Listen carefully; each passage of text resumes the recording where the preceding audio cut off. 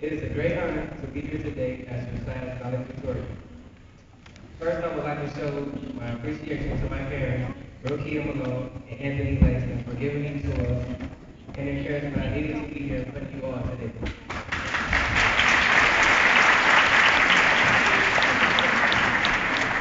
They have inspired so much and always told me to be a leader and follow my dreams. For everything that you have done for me, for inspiring words, for all your support, I want to say thank you. I would also like to say thank you to my grandmother because she always offered encouraging words and told me that I could be something great. I really felt awkward and unprepared about writing a speech. I did not have no clue of what to say.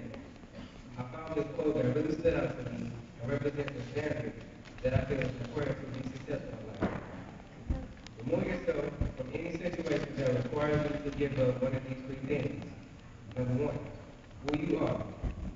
Number two, what you stand for. And number three, the goals you aspire to achieve. Who you are, your character speaks volumes. It is important to remember that whatever situation you may find yourself in, it is significant. Remain true to who you are, your beliefs, and your values. Be a leader. Do not find yourself living by someone else's values and beliefs, being crushed because your ideas of what you should and could do. What you stand for, each one of us has different values and morals in life, different goals and aspirations in life. Living by your standards that will help you accomplish your individual goals and cannot be compromised.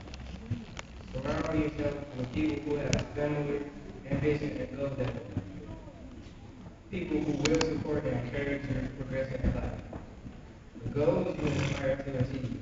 Our goals, our dreams are the motivation that keep us driven.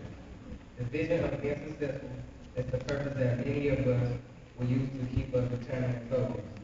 Do not let anyone steer you from your dreams and goals. Do not let someone's limited mind affect your limited dreams. Congratulations, class of 2018.